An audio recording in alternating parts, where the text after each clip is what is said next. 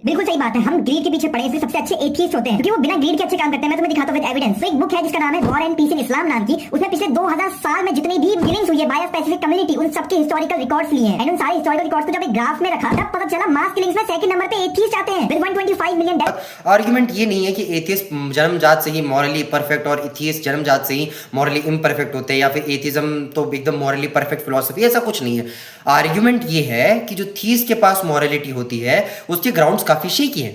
Let me explain. तो देखो, जब भी आप मोरालिटी को गॉड के ऊपर या किसी भी सब्जेक्ट के ऊपर ग्राउंड कर देते हो तो मोरालिटी आर्बिट्ररी हो जाती है इंस्टेड ऑफ बीइंग एब्सोल्यूट। तो मोरालिटी सब्जेक्टिव हो जाती है क्योंकि वो एक सब्जेक्ट के ऊपर रिलाय कर रही है rather than being objective. So that's the whole issue with theistic morality. Okay, दूसरी बात, आप जो डेथ टोल्स दे रहे हो उसमें मेरा आपसे एक सवाल बनता है कि देखो, मान लेते हैं कि चलो ठीक है डेथ, पहली बात तो एंटाइथीज्म और एथिज्म में फर्क होता है, ठीक है। दूसरी बात, चलो मान लेते हैं डेथ हुई, ओके। अब आप डिफरेंस कैसे करोगे कि भाई कौन सी डेथ एथिज्म की वजह से हुई है प्योरली और कौन सी डेथ पॉलिटिकल रीजन की वजह से हुई है। जैसे फॉर एग्जांपल स्टालिन के राज के अंदर एथिज्म की वजह से भी डेथ हुई और स्टालिन के राज के अंदर फैमाइन और फिर पॉलिटिकल इश्यूज की वजह से भी कई सारे लोगों की जाने गई थी। तो आप डिफर कैसे करोगे कि कौन सा इंसान एथिज्म की वजह से मरा है और कौन सा इंसान इस वजह से मरा है क्योंकि उसने स्टालिन को क्रिटिसाइज करा है। आपको पहले ये चीज बतानी पड़ी, आप डिफर कैसे करते हो। एथिज्म के पास मॉरलिटी भी नहीं है जो आप डिफाइन नहीं कर सकते हो। आपके लिए कुछ अच्छा बुरा नहीं है, आपके लिए अच्छा बुरा सिर्फ सब्जेक्टिव है। या तो मेजॉरिटी के ओपिनियन पे चलेंगे या तो वर्ल्ड के ओपिनियन पे चलेंगे। यही डिबेट पे भी हुआ था। अरे स्टेटमेंट ट्रॉमा याद दिला दिया। मैं जादू साहब मतलब कि जावेद साहब को ये चैलेंज देता हूं, please tell me one source from which you can derive your objective morality from. Please tell me one source only and for a fact you haven't got any. बात, व्हाट डू यू मीन कि atheism के पास